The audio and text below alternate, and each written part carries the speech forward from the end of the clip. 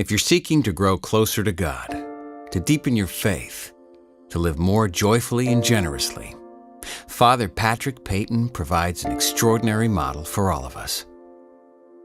His life and virtue offers us inspiration and hope. Let's review some of his many attributes and ideals now. Number 1, always put God first in your life.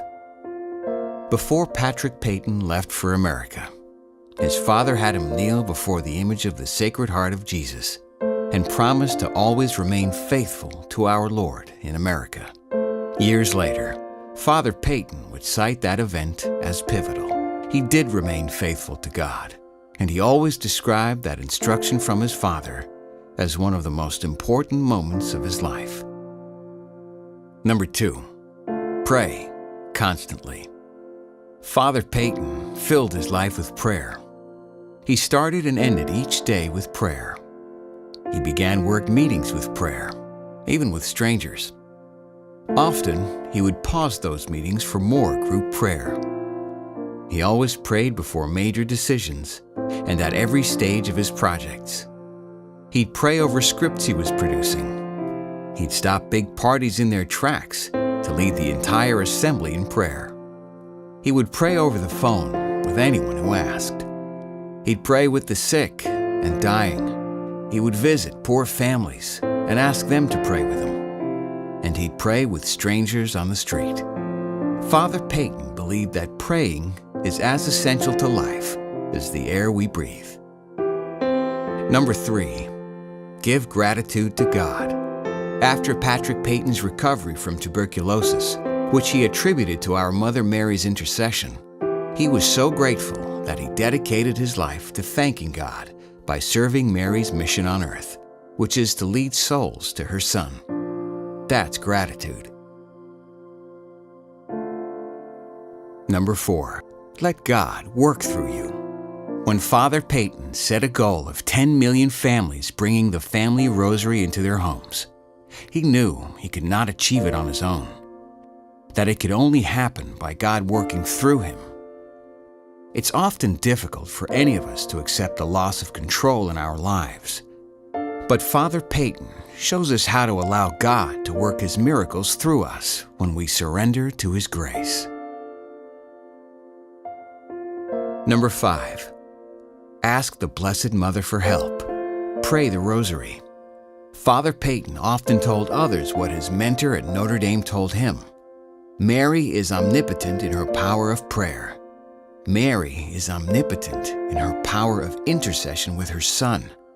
Mary can do anything God can do. The only difference is the way they do it. God does it by His holy will, Mary by her holy prayer. Near the end of Father Peyton's life, someone asked him, "What is the most important event that has happened in your life?" Father Peyton, who had drawn some of the largest audiences in history and had met an array of global leaders, said, "The greatest event in my life was that I was born into a family rosary home. If it weren't for that, nothing worthwhile would be in my life or my work." This is how actress Loretta Young put it. I don't think I've ever seen a man in love with a woman the way Father Peyton was in love with Our Lady. You could see him just glow when he would talk about her. Number 6, embrace sacrifice, embrace the cross. By all accounts, Father Peyton pursued his mission with staggering dedication and fortitude. He once said, "The life of Christ in you is a grand life, and if it is healthy, there is a great spirit of sacrifice in you, a great spirit of self-denial and self-surrender. For the essence of the Christian life is only this, the spirit of sacrifice. There is no other way to bridge the gap between heaven and earth except by the narrow way of the cross." Number 7, strive to be holy.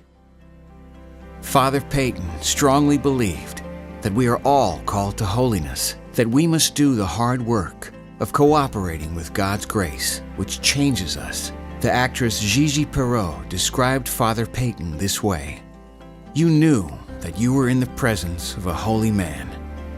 There was an aura about him that never left. For Father Peyton, holiness was not something to shy away from. He once said, "I am not afraid when people call me a saint, but who made me so? I am a saint because my mother and father and all people around the world made me so. I am not afraid to say I am holy."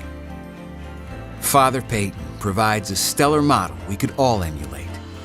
We hope this helps you consider ways that you can deepen your own relationship with God. If you're not sure how to go about it, try starting with one or two of Father Peyton's virtues that resonate with you. Discuss this with your family and invite them to join you too.